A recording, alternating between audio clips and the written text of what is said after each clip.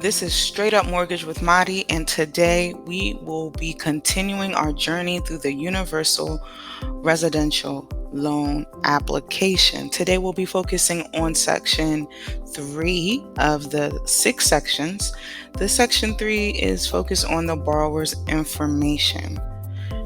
So as you can see here, borrower's name, first and last, junior, senior if applicable, their social security number, their home phone number, their date of birth, how many years of schooling they have, whether it's high school, they'll put 12.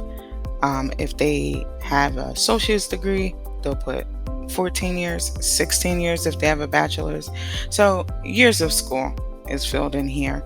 Don't ask me why it's filled in here. I do not know. I just know in order for us to have a complete loan application, I fill this in. We also mark if they're married, separated, unmarried, the number of dependents. Now here makes more sense of why they ask, because for certain programs that like VA has, this is actually essential. You actually need to know these things. So married, separated, unmarried, dependents, and their ages. Your present address. So, it may not be the subject property. It could be, an apartment or a house that you're selling or moving from, or whatever the case is. The present address, whether they own or rent that property, and how many years that they live there.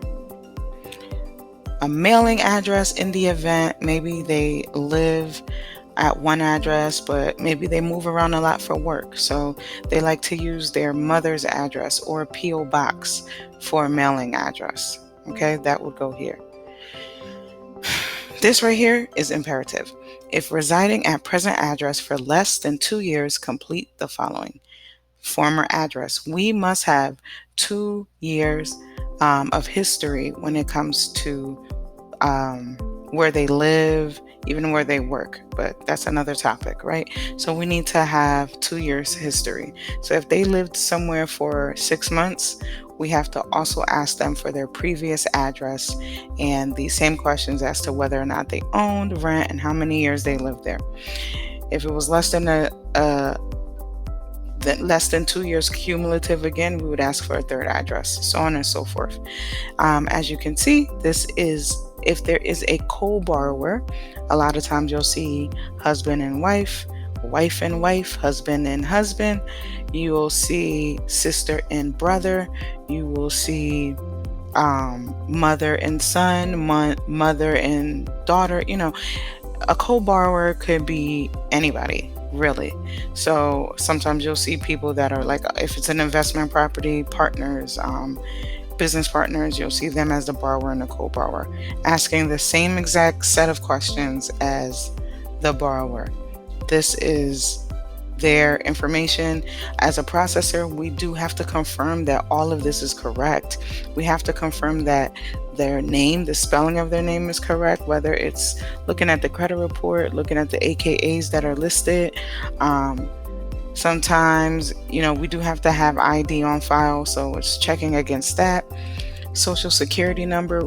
A lot of times we have to run social security numbers through the Social Security Administration to verify that that social security number belongs to the borrower. We don't have to do it for every file, but there are files that you will have to run this and verify the social security number.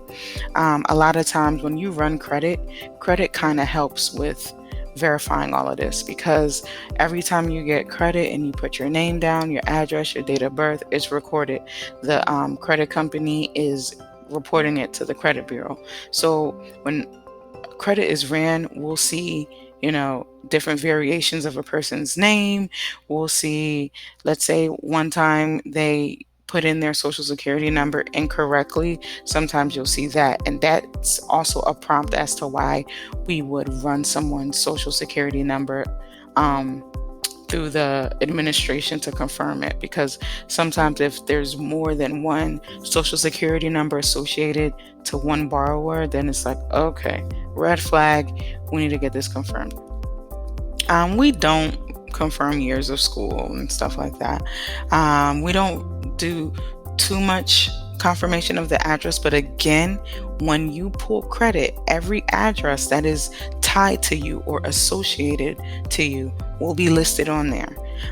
So a lot of times we will ask for a letter of explanation if we have um, more addresses listed on credit than what is listed here on the application, because we're trying to get a clear and concise story as to who this person is, why we should lend them money, because we want to make sure that we get our money back, right? As the mortgage company wants to know that when I loan Mr. Homebuyer this money, that he's going to pay me back. So I want to check him out, see where he's lived, know, as much as I can about him before I give him this money. But anyway, this is section 3 of the loan application, and we are getting through it. I hope that you are retaining. I hope that you are understanding, because we're only going to get deeper and deeper. Thank you, and thank you. I'll see you on the next video.